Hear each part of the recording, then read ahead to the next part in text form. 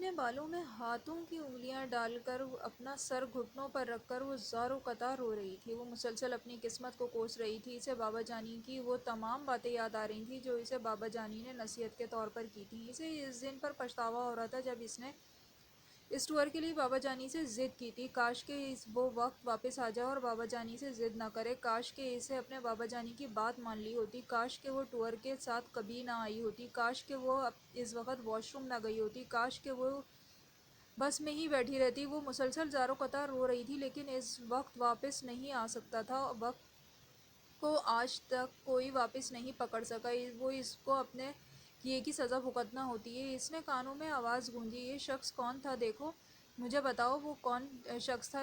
لیکن وہ گھٹنوں پر سر رکھے مسلسل اونچی آواز میں رو رہی تھی۔ اس لڑکے نے سامنے پڑے ہوئے ٹیشو باکس میں سے ٹیشو اٹھا کر اس کو دیا۔ یہ لو، اپنے آنسو پہنچو۔ دیکھو، مجھے اپنا گھر بتاؤ، میں تمہیں تمہارے گھر ڈراپ کر دوں گا۔ وہ کار ڈرائیو کرتے ہوئے اس سے پوچھ رہا تھا، تم کون ہو؟ کہاں سے آئی ہو؟ جیسے جیسے اس کے سوال زیادہ ہو رہے تھے ویسے ویسے اس نے رونے کی آواز بڑھ رہی تھی۔ کچھ تو بتاؤ۔ اچھا ٹھیک ہے، کچھ نہ بتاؤ لیکن یہ ٹیشو سے آنسو تو صاف کر لو۔ اس نے ٹیشو پکڑ کر آنسو صاف کیے۔ شکل سے تو عزت دار گھرانے کی معلوم ہوتی ہو لیکن یہاں اکیلی کیسے آئی ہو؟ اس نے ڈرائیونگ کرتے ہوئے دل میں سوچا۔ اس نے آواز سنتے ہی اس کی نظر پاس بیٹھے شخص پر پڑی جو موٹی جینس میں ہلکی بادامی کوٹ پہنے گاڑی چلا رہا تھا۔ اس کا رنگ گندمی تھا۔ وہ اتنا خوبصورت نہیں تھا لیکن اس کی ڈریسنگ اس کو خوبصورت بنا رہی تھی۔ اس شخص پر نظر پڑتے ہی اس نے گاڑی روکنے کے لیے کہا۔ اس کے الفاظ منہ سے نہیں نکل رہے تھے لیکن اس نے پھر بھی اس سے گاڑی روکنے کے لیے کہا۔ Stop the car, I said stop the car, اس نے بلند آواز میں کہا۔ وہ اس کے اس اچانک رد عمل پر حیران ہوا۔ What's wrong with you? مجھے آپ کے ساتھ نہیں جانا۔ ابھی گاڑی روکو۔ آواز میں لرزش تھی لیکن پھر بھی اس نے ہمت مجمد کر کے گاڑی روکنے کے لیے کہا۔ دیکھو، یہ ٹھیک جگہ نہیں ہے۔ یہاں روکنا خطرناک ثابت ہو سکتا ہے۔ اگر تم گاڑی نہیں روکو گے تو میں چلتی گاڑی سے کود جاؤں گی۔ اس کی آواز میں اتنی شدت تھی کہ اسے بریک پر پاؤں رکھنا پڑا۔ اچھا ٹھیک ہے۔ اس نے بریک لگایا تھا۔ حریم کار سے اتر کر سڑک کے ایک طرف کھڑی ہو گئی تھی۔ رات کا اندھیرا تھا۔ دھند اتنی زیادہ تھی کہ تھوڑے فاصلے پر کھڑا انسان بھی نظر نہیں آ رہا تھا۔ مجھے آپ کے ساتھ نہیں جانا، آپ چلے جائیں، اس نے سسکیاں لیتے ہوئے کہا۔ آخر میں نے کیا کیا ہے؟ وہ حیران ہو رہا تھا کیونکہ وہ آج سے پہلے اس لڑکی سے نہیں ملا تھا۔ میں نے آپ سے کہا نا، آپ جائیں، مجھے آپ کی مدد کی کوئی ضرورت نہیں ہے۔ وہ اپنے ہاتھوں کی پشت سے اپنے آنسو صاف کر رہی تھی۔ دیکھیں میڈم، اس ویران جگہ میں آپ کا یہاں رکنا غلط ثابت ہو سکتا ہے۔ وہ ارد گرد نظر دوڑا رہا تھا تاکہ اس کو کوئی واردات نہ ہو جائے کیونکہ عام طور پر ایسی جگہوں پر ایسے واقعات رونما ہوتے ہیں۔ دیکھیں، یہ آپ کا مسئلہ نہیں ہے، آپ یہاں سے جا سکتے ہیں۔ اس کی آواز اس کا ساتھ نہیں دے رہی تھی۔ اس کے باوجود اس نے اسے وہاں سے جانے کے لیے کہا۔ تڑتڑاتی سردی میں وہ آنکھوں میں آنسو لیے بغلوں میں ہاتھ ڈالے کھڑی تھی۔ دیکھو لڑکی، تماشا نہ کرو، یہاں سے چلو، تمہارے ساتھ کچھ بھی ہو سکتا ہے، اس کے ارد گرد نظر دوڑاتے ہوئے کہا۔ جہاں بھی کسی جاندار کا کوئی نام و نشان نہیں تھا۔ دور دور تک اندھیرا کا راج تھا۔ آپ جیسے انسان کے ساتھ جانے سے بہتر ہے میں یہاں کسی کے ساتھ ہاتھ لگ جاؤں۔ میں نہیں جانتا کہ آپ مجھے اتنا برا کیوں سمجھ رہی ہیں، حالانکہ میں نے کبھی ملا بھی نہیں ہوں۔ آپ مجھ سے نہیں ملے لیکن میں آپ کو اچھی طرح جانتی ہوں۔ آپ وہی ہیں نا جس نے میرے بابا جانی سے کچھ دن پہلے بدتمیزی کی تھی؟ شاید آپ کو یاد نہ ہو لیکن میں یہ شکل زندگی بھر نہیں بھول سکتی۔ جو شخص کسی لڑکی کے ساتھ بیچ راہ میں چھیڑ چھاڑ کر سکتا ہے، وہ اکیلی لڑکی کے ساتھ کار میں۔ وہ بولتے بولتے خاموش ہو گئی اور آنکھوں سے آنسو صاف کرنے لگی۔ کبیر بھی اس کی بات سن کر کچھ لمحے کے لیے خاموش ہو گیا۔ اس نے سرد آہ بھر کر پھر اس کو یقین دہانی کرائی۔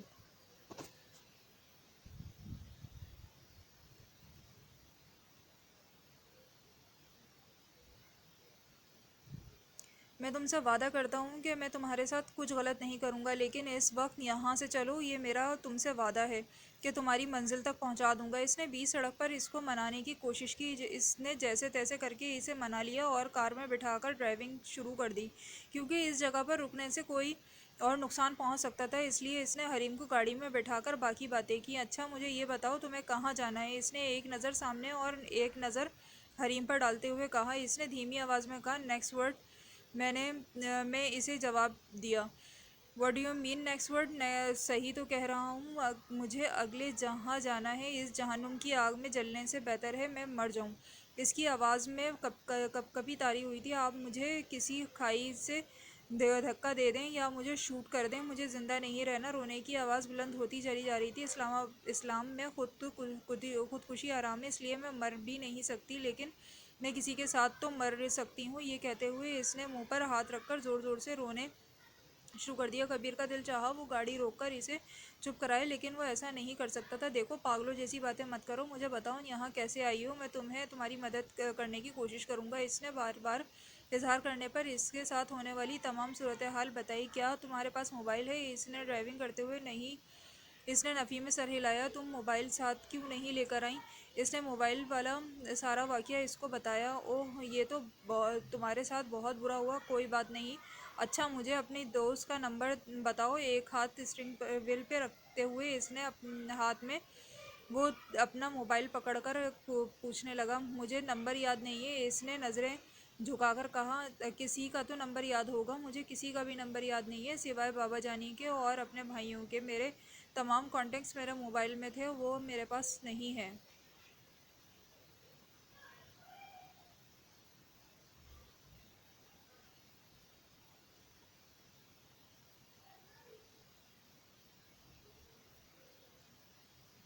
کیا تمہیں اپنی کسی فرینڈ کا نمبر بھی یاد نہیں ہے؟ وہ حیران ہو رہا تھا۔ نہیں، اس نے اپنی آنکھ سے آنسو صاف کرتے ہوئے کہا۔ کیا تم نے کبھی ان سے رابطہ بھی نہیں کیا؟ وہ حیرت سے ڈوبا اس سے سوال کر رہا تھا۔ نہیں، سوہا میرے گھر کے پاس رہتی ہے، مجھے جب بھی اس سے کوئی کام ہوتا ہے میں اپنے بھائی کے ساتھ اس کے گھر چلی جاتی ہوں۔ شمائل کا نمبر یاد ہے، لیکن وہ ٹور کے ساتھ نہیں آئی ہے کیونکہ اس کی امی کی طبیعت خراب تھی۔ اس نے آنکھوں میں آنسو لیے کپکاتی ہوئی آواز میں اس سے سوال کا جواب دیا۔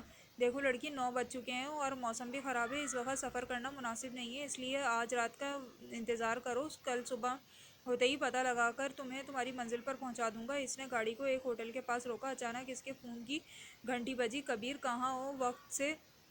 کب سے تمہارا انتظار کر رہے ہیں، تمہیں وسکی کی باٹلز نہیں ملی ہیں؟ لیکن کبیر فون کاٹ گیا تھا۔ آئی ایم بزی ناؤ، پھر بات کرتے ہیں۔ عدیل حریم کی گاڑی سے اترا۔ سرینا ہوٹل کے باہر لکھا تھا۔ چلو اب اندر چلتے ہیں۔ نہیں، میں آپ کے ساتھ اندر نہیں جا سکتی، میں کبھی بھی ایسے کسی کے ساتھ ہوٹل میں نہیں گئی، آپ اندر جائیں، میں گاڑی میں ہی رات گزار لوں گا۔ اس کی آواز روندی ہوئی تھی۔ ہوش سے کام لو میڈم، یہاں باہر رات گزارو گی تو مجھے تمہاری کلفی بن جائے گی، رات کو بخار ہو جائے گا۔ اور فکر نہ کرو، 2 روم بکس کرواؤں گا، تم کون سا میرے ساتھ ایک ہی کمرے میں رہو گی۔ چلو اندر۔ اس نے اندر جانے کے بعد بڑی منتیں کی لیکن وہ نہیں مانی۔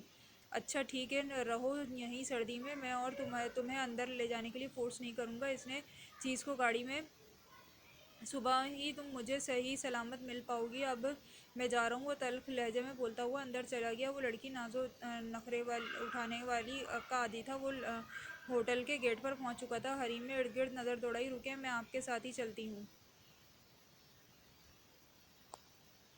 حریم سمٹی ہوئی شرمائی ہوئی کبیر کے پیچھے پیچھے چل رہی تھی۔ وہ انگٹھیاں کے ارد گرد لپیٹے گرم شال کو بار بار ٹھیک کر رہی تھی۔ یا اللہ زمین پھٹ جائے اور میں اس میں غرق ہو جاؤں۔ اس نے خواب میں بھی ایسا نہیں سوچا تھا کہ میرے ساتھ یہ سب کچھ ہوگا۔ اس نے آنکھوں میں آنسو لیے دل میں سوچا، پھر اپنے آنسو صاف کیے۔ کبیر کاؤنٹر پہ جا کر کھڑا ہو گیا۔ ریسیپشن پر کھڑے ہو کر پوچھا، ہمیں 2 کمرے چاہئیں جو بالکل ساتھ ساتھ ہوں۔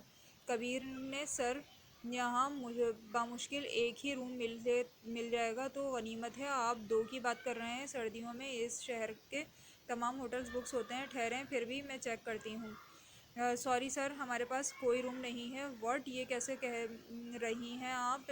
میڈم کوئی نہ کوئی تو روم ارینج کر دیں please, I shall pay extra charges. رکیں سر، میں کنفرم کر لوں۔ وہ لڑکی روم کنفرم کرنے کے لیے دوسرے کاؤنٹر کی طرف گئی۔ کبیر کو حریم کی سسکیوں کی آوازیں آ رہی تھیں۔ اس نے پیچھے مڑ کر دیکھا تو حریم آنکھوں میں آنسو صاف کر رہی تھی۔ دیکھو لڑکی، اپنا رونا بند کرو، لوگ کیا سوچیں گے، میں تمہیں زبردستی یہاں لے کر آیا ہوں۔ اس نے سرگوشی کرتے ہوئے کہا۔ سر آپ کی قسمت اچھی ہے، ایک روم خالی ہے، ابھی تھوڑی دیر پہلے ہی ایک مسٹر چیک آؤٹ کر گئے ہیں۔ آئیں، میں آپ کو دکھاؤں؟ یہ ہوٹل تو جتنا خوبصورت باہر سے تھا اس سے کہیں زیادہ خوبصورت اندر سے ہے۔ یہ ہوٹل تو کسی محل سے کم نہیں ہے، روشنیوں سے جگمگا رہا تھا۔ حریم نے ہوٹل کو چاروں طرف سے دیکھا، شاید اس نے اس طرح کا ہوٹل پہلی بار دیکھا تھا۔ وہ ریسیپشن پہ کھڑی سوچ رہی تھی جب کبیر نے اسے اپنے ساتھ جانے کے لیے کہا۔ چلو لڑکی، ایک روم ہمیں مل گیا ہے، اب تو تمہیں کہاں تھا نا کہ 2 روم بک کروائیں گے، اس نے دھیمی آواز میں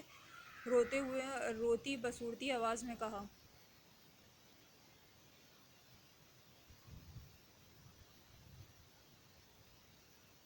تمہارے سامنے میں نے اس سے 2 روم بک کرانے کا کہا تھا، اور تمہارے سامنے ہی اس نے بڑی مشکل سے ہمیں صرف ایک ہی روم ارینج کر کے دیا ہے۔ اللہ کا شکر ادا کرو، ورنہ ہمیں سڑک پہ ہی پوری رات گزارنا پڑتی۔ وہ اس سے تلخ لہجے میں بات کر رہا تھا، لیکن میں گھڑی ہوئی اس کے سامنے کھڑی تھی۔ میں آپ کے ساتھ نہیں جا سکتی، اس نے پھر آنسو بھرے اس کے منہ سے نکلے الفاظ کبیر کو اریٹیٹ کر رہے تھے۔ اس نے دانت بیچتے ہوئے ماتھے پر ہاتھ رکھا۔ دیکھو، تماشا نہ بناؤ اپنا اور میرا، خدا کے لیے چلو میرے ساتھ، لوگ دیکھ رہے ہیں، ہمیں ایسا لگ رہا ہے جیسے میں تمہیں زبردستی یہاں لے کر آیا ہوں، اوپر سے تمہارا یہ روتا ہوا چہرہ اور آنسو سے بھری آنکھیں، لوگ تو سمجھیں گے آپ۔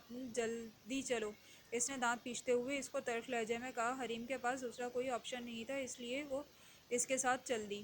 یہ لیجیے آپ کے کمرہ، یہ ہے آپ کا کمرہ، اس لڑکی نے کمرہ دکھاتے ہوئے کہا۔ تھینک یو سو مچ۔ اس نے اس لڑکی سے مسکراتے ہوئے ہاتھ ملایا، اور ہاتھ ملاتے ہوئے وہ مسکراتے ہوئے وہاں سے چل دی۔ حریم کتنی ہی دیر